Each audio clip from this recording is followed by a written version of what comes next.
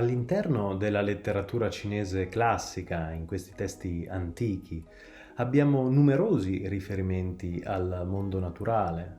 Tantissime poesie sono dedicate ad animali, piante. Tuttavia, nel concetto, nella cosmogonia cinese dell'epoca, non vi è una vera e propria definizione del concetto di animale o di pianta, come invece, per esempio, ne sono ricche le tradizioni occidentali, come nella lingua latina un animale era considerato una creatura con un'anima, o nella tradizione greca un animale era un'entità piena di vita. Questo forse probabilmente è dovuto a alcuni testi sapienziali cinesi per i quali il saggio, l'uomo di qualità, non doveva perdere tempo ad identificare i nomi degli uccelli, delle bestie, ma doveva avere a cuore concetti come la rettitudine o la magnanimità d'animo, la sincerità. Quindi forse per questo non vi è un grande interessamento dal punto di vista ontologico per gli animali e per le piante. Tuttavia, se analizziamo più attentamente alcuni testi antichi, ci rendiamo conto che nella Cina classica vi era in realtà una vera e propria tassonomia naturale molto sviluppata. Prendiamo ad esempio il testo preimperiale Zhou Li, i cosiddetti riti di Zhou, una raccolta piuttosto complessa di riti antichi e di cariche ministeriali della Cina antica. In uno dei capitoli del Zhou Li troviamo un'interessantissima descrizione del mondo naturale.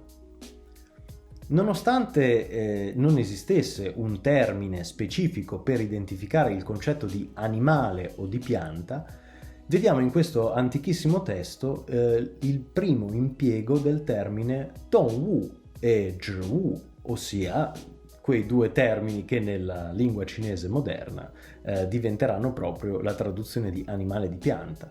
Tuttavia essi sono utilizzati in una maniera piuttosto diversa, ossia possiamo considerare Dongwu proprio come la traduzione di entità semovente, mentre invece Zhiwu, entità immobile. A corredare questi due termini vi è una terza categoria di elementi naturali, se possiamo dire, che è la cosiddetta Min, ossia popolazione di esseri umani.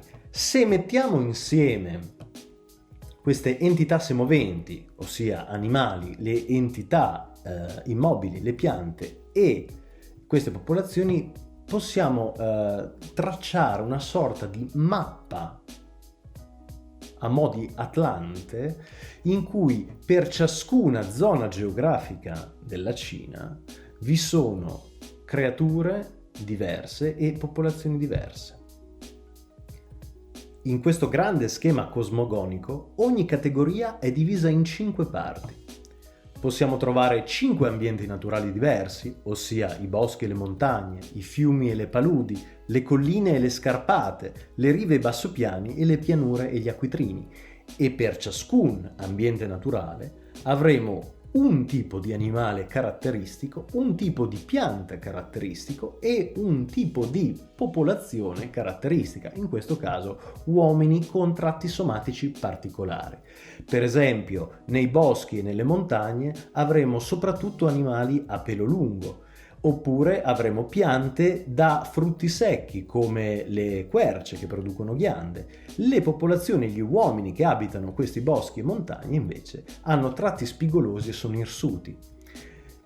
Viceversa, in un altro ambiente come i fiumi e le paludi avremo animali a scaglie come i serpenti, i pesci o addirittura i draghi.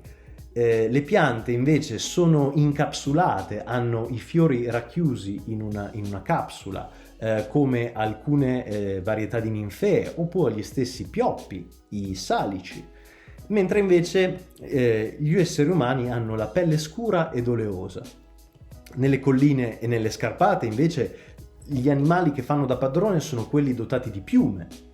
I fiori e i frutti che si trovano in questo ambiente producono drupe, quindi frutti carnosi come le prugne per esempio, mentre invece gli uomini sono grassi e molto alti. Nelle rive e nei bassopiani ci sono animali con il carapace. Possiamo identificare gli animali con il carapace come gli insetti chitinosi oppure le tartarughe. Le piante invece hanno dei baccelli, sono alcune particolari piante acquatiche come la borsa del pastore. Gli uomini invece sono pallidi ed esili.